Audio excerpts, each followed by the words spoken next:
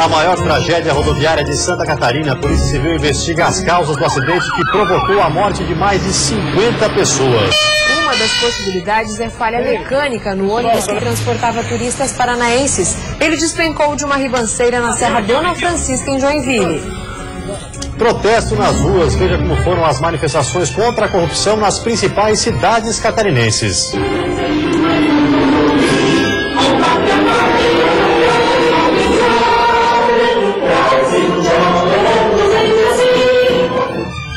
A estrutura da ponte Anita Garibaldi chama a atenção. Motoristas que trafegam pelo trecho sul da BR-101 estão preocupados com um dos pilares de sustentação da obra. E no futebol, o Figueirense goleia o Metropolitano em Blumenau e assume a liderança isolada do hexagonal. Já no quadrangular da morte, decepção em dose dupla para a torcida do Avaí. O time perdeu de virada para o Guarani e o técnico Geninho entregou o cargo. O Band Cidade desta segunda-feira já está lá.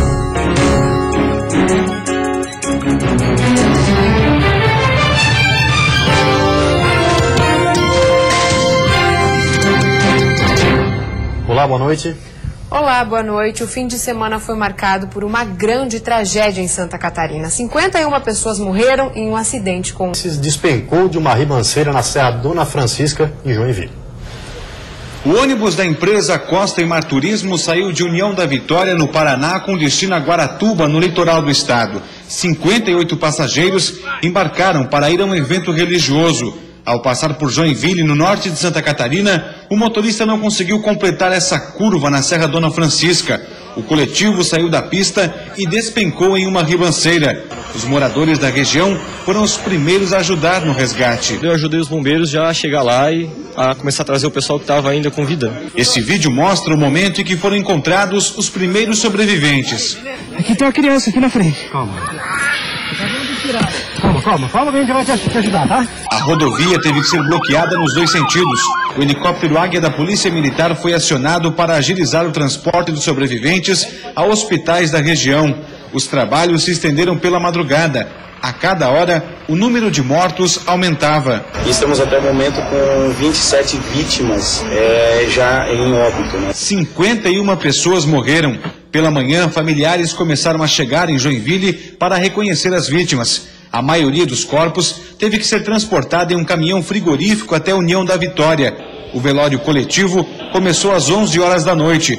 O enterro foi realizado nesta manhã. A gente foi num lugar, daí mandava ir para outro, daí não tinha uma lista, daí dali a pouco apareceu uma lista com nome que dizia que era a lista dos que estavam no ônibus, daí dali a pouco aquela lista era dos que tinham entrado em óbito, então ficou tudo confuso, sabe? O ônibus foi retirado do local para ser periciado. O veículo foi partido em duas partes. Dentro ainda estão objetos das vítimas. O coletivo vai ficar apreendido nesse pátio da Polícia Rodoviária Estadual até a conclusão das investigações que vão apurar as causas do acidente. Vai ser feita análise do local, dos fatos, e também análise mecânica, né, no veículo, tacógrafo, identificação do local, marcas de frenagem se acontecer, para tentar determinar a dinâmica dos fatos. A Secretaria de Segurança Pública do Paraná informou que o ônibus não tinha autorização para fazer viagem interestadual. A informação foi confirmada pela Agência Nacional de Transportes Terrestres, ANTT. A Polícia Civil de Santa Catarina já começou a ouvir as testemunhas. Os primeiros a depor foram 2 dos sobreviventes que estão internados. A hipótese mais provável é que o maior acidente rodoviário de Santa Catarina tenha sido provocado por falta de freios. A superlotação no ônibus também vai ser investigada. Os relatos que existem no inquérito policial é que um veículo teria sofrido uma pane mecânica, teria sido substituído por esse veículo que envolveu-se no acidente de trânsito. No trajeto mesmo, um segundo veículo teria sido feito um transbordo de passageiros para o ônibus que envolveu-se no acidente de trânsito, e nesse trajeto, então, num determinado momento, houve um alerta de um dos passageiros, após ter ido à cabine do motorista, de que havia uma falha, um defeito de freio, e em razão disso teria acontecido o acidente. No IML de Joinville, ainda há corpos que aguardam a documentação necessária e a chegada de parentes para a liberação. 8 pessoas sobreviveram, 6 continuam internadas em hospitais da região, 3 em estado grave. São 4 adultos, um adolescente e uma criança. E em Itajaí, moradores pedem mais segurança na região da Praia Brava. Segundo eles, nos últimos anos a criminalidade tem crescido. O lugar é um dos destinos mais procurados por turistas. Dona Lenice é moradora de Itajaí e há 30 anos trabalha em um dos quiosques da Praia Brava. Ela conta que de um ano para cá tem percebido um aumento no número de furtos e roubos. Na semana passada, ela foi uma das vítimas. Sábado agora foi um casal assaltado aqui, não sei quantos carros, tá? Porque no dia que eu estava fazendo boletim de ocorrência, fiquei sabendo que 30 carros tinham sido assaltados naquela noite que nós fomos assaltados também. Então, a Praia Brava tá jogada, tá? Tá jogada. E a gente está pedindo o quê? Uma providência do nosso governo em relação a isso. Outro morador que preferiu não se identificar afirma que está preocupado com a insegurança do local. De dia é poucas pessoas aqui fazendo festa, mas de noite, isso aqui depois da meia-noite, fica muita criança, muitas pessoas de menores, certo, usando droga, assalto. O último caso que chocou a comunidade foi da gaúcha de 31 anos, encontrada machucada e desorientada na última quarta-feira. A mulher estava caída próxima a um terreno aqui do Canto do Morcego. A Polícia Civil investiga o caso. A suspeita é que ela tenha sido estuprada. O laudo deve sair em 40 dias. Segundo o comandante da 3ª Região, responsável pelas cidades do Litoral Norte, reuniões com a comunidade da Praia Brava devem ser realizadas nos próximos dias. Ele lembra que é preciso trabalhar em conjunto com os moradores. Nós vamos procurar também a comunidade, as pessoas, as lideranças daquele local, para que em conjunto com a Polícia Militar nós possamos melhorar o atendimento daquela região. As viaturas estão trabalhando na região, mas às vezes o número de ocorrência que está ali, elas não conseguem fazer um policiamento adequado. Mas se existir uma participação da comunidade, com certeza nós vamos melhorar o atendimento ali naquele local. As obras na ponte Anita Garibaldi em Laguna, no sul do estado, seguem com o cronograma dos ajustes finais. Porém, imagens registradas dos pilares da obra trouxeram preocupação aos motoristas. A duplicação no trecho trará um alívio para quem depende da rodovia. Seu João é caminhoneiro e passa por Laguna há pelo menos 20 anos. O caminhão que ele usa quebrou devido à fila registrada no final de semana. Eu vinha vindo ali, era muita fila e começou a andar e para, e acabou quebrando o caminhão por causa desse anda e para aí. Aí quebrou o disco de embreagem. Nos últimos dias, fotos e vídeos circularam na internet. As imagens mostram o que seria a deterioração em um dos pilares da ponte Anita Garibaldi em Laguna. A estrutura, que custou 600 milhões de reais, ainda não foi sequer inaugurada. Se já está assim, quando começar o trânsito pesado mesmo, dos caminhões passando com 70, 80 toneladas em cima, vai prejudicar mais aí. Aí vai ser pior. É preocupante. Eu acho que eles devem corrigir antes de inaugurar ela, né? A boa notícia para o seu João e para todos que utilizam a BR-101 é que em nota o DENIT informou que o procedimento é normal. As camisas foram retiradas dos pilares para que fosse verificada a qualidade do concreto. Agora elas serão novamente colocadas e será injetado mais concreto, para aí sim a obra ser finalizada. Mesmo com a lagoa agitada devido ao forte vento, fomos verificar o ponto em que as fotos e os vídeos foram registrados. Uma balsa com a equipe da empreiteira responsável pela obra estava no local. No pilar em que as imagens foram gravadas, a camisa metálica já foi recolocada. E apenas a metade de outro pilar ainda estava desprotegida. A ponte Anita Garibaldi deve ser inaugurada em maio. E a seguir, dengue preocupa no estado. Em Itajaí, quem não adotar medidas de prevenção pode ser multado. E ainda os protestos em Santa Catarina. Cerca de 50 municípios fizeram atos contra a corrupção nesse domingo.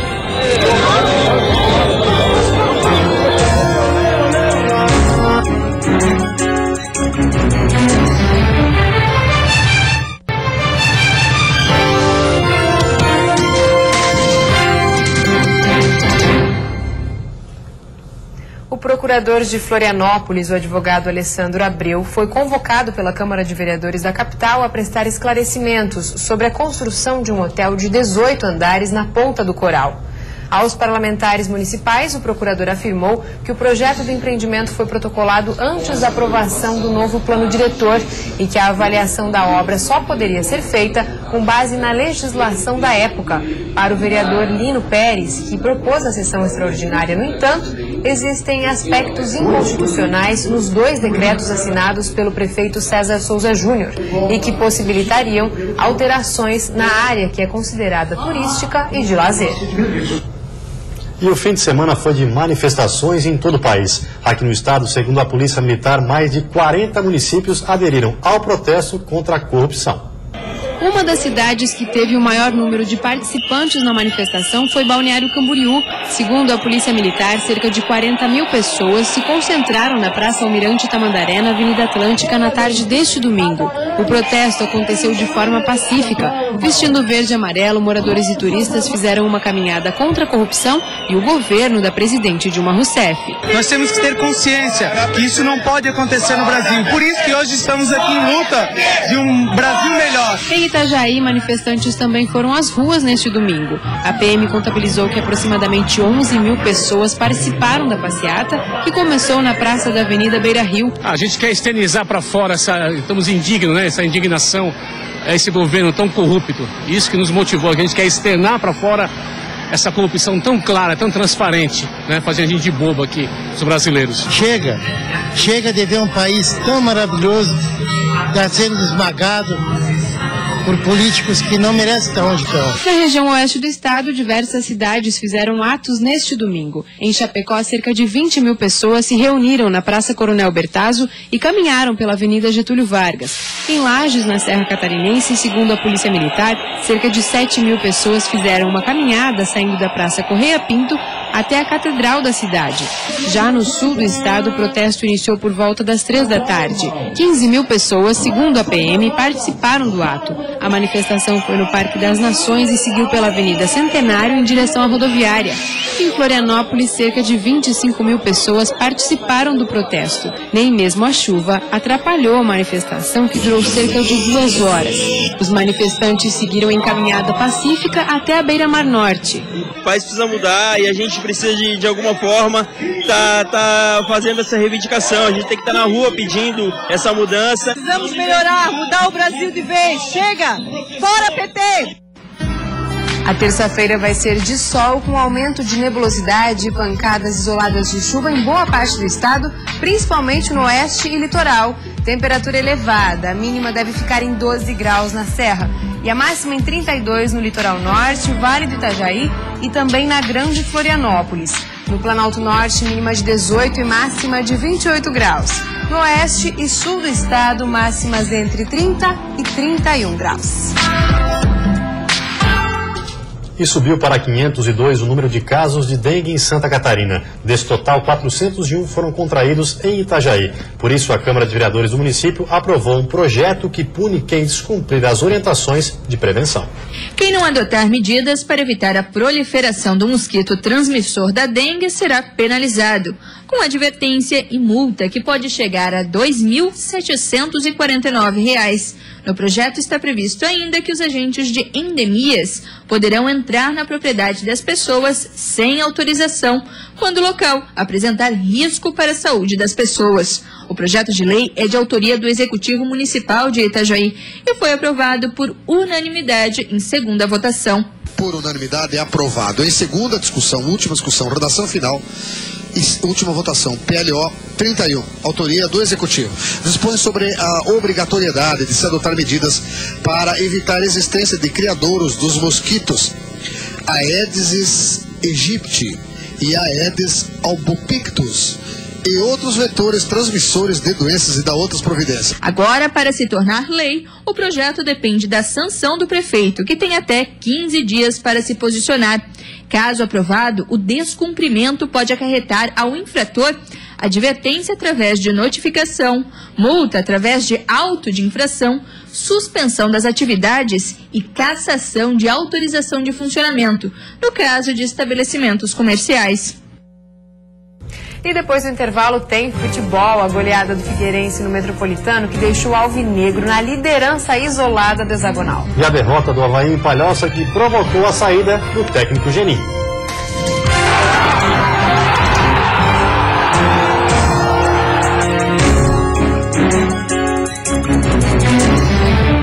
A Cronos possui os mais modernos sistemas de segurança do mundo. Desde alarmes sem fio que você pode programar de onde estiver com o seu smartphone, controles de acesso.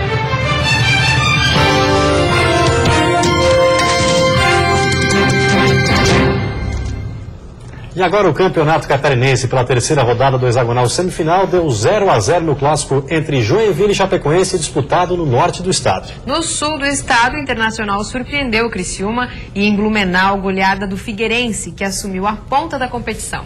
Confira os gols. 1 minuto de jogo no estádio do SESI e Cleiton abre o placar para o Alvinegro. Depois, o mesmo Cleiton dá um passe de calcanhar para Thiago Heleno, ele toca para Rafa Bastos e olha só que chutaço! E aumenta o placar, 2-0. E tem mais, nessa sequência o goleiro Maurício defende uma, 2 vezes, mas acaba falhando a terceira e Dudu, ligadíssimo, empurra para o fundo das redes. Aí Mateuzinho, de apenas 17 anos, roubou a cena. Um chute de longa distância, um desvio despretensioso e bola no fundo da rede. 4-0 para o Furacão, que é líder isolado com 7 pontos. O Metrô é o quinto com 3. Eu volto a dizer que o Figueirense não tem um time titular, né? Nós temos um grupo e mais uma vez hoje nós mostramos a força desse grupo. Jogamos sem 6. No Heriberto Rios, vitória surpreendente do Inter de Lages sobre o Criciúma e com 2 golaços. O primeiro, neste chute de fora da área, foi de Valdo Bacabal. O segundo, outro canhonaço dele, Marcelinho Paraíba, o homem gol da Serra. E o valente Leão Baio hoje é o terceiro colocado no hexagonal semifinal e tem 4 pontos. Já o Tigre é o lanterna, com apenas 1. Estou muito feliz pela minha atuação, pela vitória e pelo gol, né? Espero que possa continuar ajudando a equipe do Inter e fazer um bom campeonato para continuar também aqui no Campeonato Catarinense. E pelo quadrangular da morte, a surpresa ficou por conta da derrota do Leão da Ilha para o Guarani de Palhoça e da saída do técnico Geninho. Veja como foi a rodada que deixou os 4 times com o mesmo número de pontos. O Avaí começou bem com um golaço de Marquinhos Santos, que chutou forte de fora da área.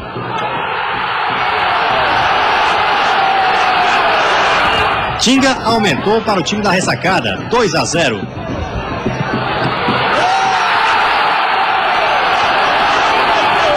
Mas isso no primeiro tempo. Na etapa final, o Guarani voltou arrasador e logo virou o jogo, virou a história. No fim das contas, no estádio Renato Silveira, Guarani de Palhoça 5, Avaí 3. O Bugre assumiu a liderança do quadrangular com 3 pontos. O Leão, com a mesma pontuação, é o segundo classificado. O resultado trouxe consequências ainda mais desastrosas para o time da ressacada. O técnico Geninho, após a partida, reuniu a imprensa e anunciou sua saída do comando da equipe.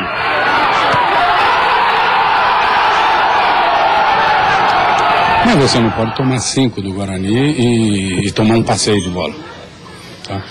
Então, eu acho que chegou na hora, de repente, de eu parar.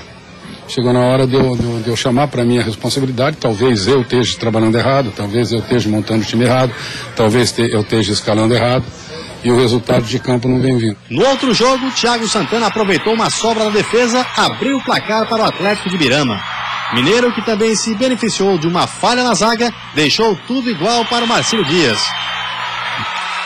Diego Miranda deu um belo passe para Jean Carlos, que se livrou do goleiro e definiu o placar para o time do Alto Vale.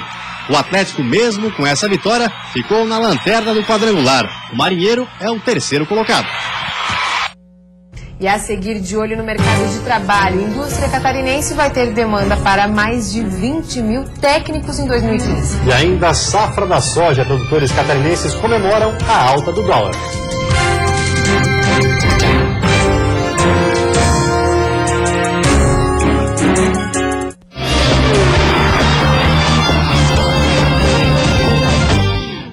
Quer trocar trocar os pneus do seu carro e economizar R$ 198? Então vem pra Casa Grande. Olha só, pneu Aro 15 a partir de R$ 208, pneu para SUV R$ 399, sensor de estacionamento R$ 198. Agora preste atenção, na compra de 4 pneus de qualquer medida, você ganha o sensor de estacionamento. É um presentão, você compra 4 pneus e o sensor sai de graça. São R$ 198 de economia. Vai na Casa Grande Auto Shopping.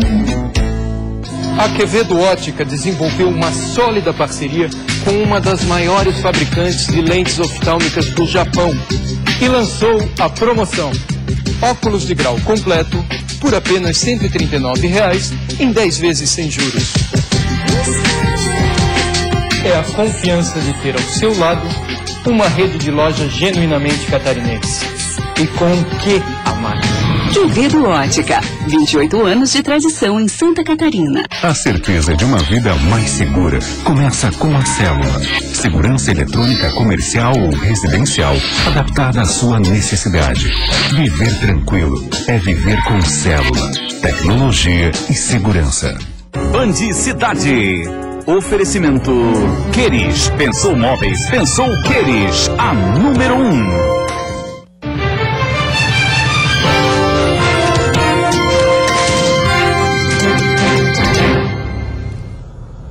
Os haitianos que estão vivendo em Florianópolis, além de procurar por vagas no mercado de trabalho, agora vão poder voltar às salas de aula. O curso da prefeitura, que dá aulas gratuitas de português, deve recomeçar no fim do mês. Vinsley está no Brasil há pouco mais de 2 anos. Depois de trabalhar 3 meses em Blumenau, ele veio a Florianópolis em busca de emprego. Hoje é entregador de bebidas na capital e diz que está feliz com a oportunidade. O próximo passo é trazer a esposa, que ficou no Haiti. Por aqui as condições são bem melhoradas para nós. O motorista Walter explica que há outros haitianos trabalhando na empresa de bebidas e que, tirando a dificuldade inicial com a comunicação, os novos colegas são bons nas funções que desempenham. Porque a gente não fala francês, né? E eles não falam português, né? Mas... não, agora já conseguem entender bem já. De acordo com a Associação dos Haitianos em Florianópolis, já são 200 os imigrantes vivendo aqui na capital. Com 10 milhões de habitantes, o Haiti é a primeira república negra das Américas e também o país mais pobre do continente. Por isso é tão comum que seus moradores busquem outros lugares do mundo para recomeçar a vida. Para superar as dificuldades da língua portuguesa, a Prefeitura de Florianópolis iniciou um curso específico para os estrangeiros através da Secretaria de Educação e da EJA, Educação para Jovens e Adultos. A primeira turma começou as atividades em agosto do ano passado e a próxima deve iniciar no dia 30 de março. Todo o projeto pedagógico vai ser desenvolvido a partir da própria problematização da situação deles. Então, a partir da produção de folders, de mapas, de conhecimento da história da cidade, assim como também de reconhecimento da identidade haitiana, que vai ser desenvolvido a aprendizagem da língua portuguesa. Ela não vai ser trabalho da língua separadamente, isoladamente. Vinsley já frequentou as aulas e deve continuar o curso. Em Chapecó, no oeste catarinense, iniciativas semelhantes também ajudam os imigrantes a se estabelecerem no Brasil, a resolverem pendências de documentação e a se comunicarem melhor. Quando eu cheguei aqui no Brasil, eu não sabia falar português. A primeira coisa que eu fiz é procurar uma escola para mim vai aprender a falar português. As aulas vão acontecer na Fundação Vidal Ramos, no centro da capital. Para se matricular, basta procurar a Associação Caipanu ou enviar um e-mail para o endereço que aparece na sua tela. E uma pesquisa aponta que a indústria catarinense vai ter uma demanda de mais de 20 mil técnicos em 2015. E de olho nesse grande mercado, muita gente está se aperfeiçoando. Em cursos técnicos, independente da área, há um mercado promissor. E, ao que tudo indica, boas oportunidades no mercado de trabalho estarão à disposição dos alunos. A prova está numa pesquisa da Confederação Nacional da Indústria. Segundo os dados, em 2015, há uma demanda de 190 mil trabalhadores com formação profissional em Santa Catarina, sendo quase 24 mil em nível técnico. E se ainda falta incentivo, outro destaque fica por conta de que apenas 10% dos jovens com idade entre 15 e 19 anos frequentam cursos desse tipo. o que demonstra a valorização da carreira. Hoje os alunos que nós temos aqui, eles já têm até um foco, inclusive, de começar a fazer um curso técnico primeiro, junto com o ensino médio, ou até após o ensino médio, para poder ingressar no mercado de trabalho com a melhor qualidade em termos salarial. A indústria precisa desse profissional, nós temos a oferecer, ele vem para o Senai, se qualifica primeiro, começa a ter um emprego muito melhor, tem uma rentabilidade, uma diferenciação de salário bem melhor do que uma outra pessoa, né? E depois disso daí ele começa a ingressar também numa faculdade. Ainda segundo os dados, mais de 70% dos técnicos e tecnólogos conquistam emprego logo após se formar. Mais um dado que motiva a Carolina a seguir no curso de eletrotécnica. A princípio eu queria fazer engenharia civil, porque eu vi que tinha muita área de engenharia civil. Aí depois eu escolhi eletrotécnica ou então a automação. Preferi eletrotécnica e gostei tanto do curso que agora eu quero fazer engenharia elétrica. Produtores de Santa Catarina comemoram a alta do dólar para vender a safra da soja. Neste ano, o estado deve colher mais de 2 milhões de toneladas. Enquanto a safra está sendo colhida, os produtores estão de olho no mercado internacional. A variação do dólar influencia diretamente no valor a ser pago pelo grão, que está cotado a R$ 62,00 a saca de 60 quilos. Renani Sola está satisfeito com o rendimento da safra. Ele tem 18 hectares de soja em Chapecó. Poderia, de repente, render um pouco mais, mas estamos esperando aí em torno de 60 sacas por hectare. De acordo com o levantamento da EPAGRE, devem ser colhidos quase 2 milhões de toneladas de grãos em Santa Catarina, o que representa um crescimento de 16% em relação à safra passada. Esse ano, assim, foi um ano atípico, né? Correu tudo certinho e a gente sabe que ainda é cedo para a gente estar confirmando, mas até o momento, as áreas que a gente tem colhido, que gira entre 20% a 30%, elas têm mostrado boas produções, girando entre 2.800 até quase 3.000 quilos por hectare. Em alguns municípios mais, outros menos, né? Mas a média regional fica em torno disso. O oeste catarinense, que corresponde a 70 municípios, tem 22 mil hectares de soja plantada e devem ser colhidas 630 mil toneladas do grão, e a expectativa é de 2.900 quilos por hectare. Em Santa Catarina foram plantados 600 mil hectares nesta safra, o que deve render mais de 1 milhão de toneladas de soja. E antes de encerrarmos, uma olhadinha no trânsito da capital. Aí você acompanha imagens ao vivo das pontes que fazem a ligação ilha-continente. Movimento intenso nos dois sentidos, mas principalmente para quem deixa a ilha de Santa Catarina praticamente parado. Agora, em Florianópolis, 26 graus. E vem aí o Jornal da Band. Uma ótima noite para você e até amanhã. Boa noite, até amanhã.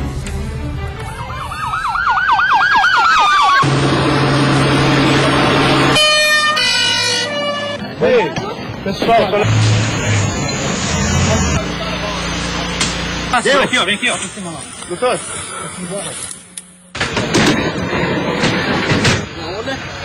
Sim, vem. Oi?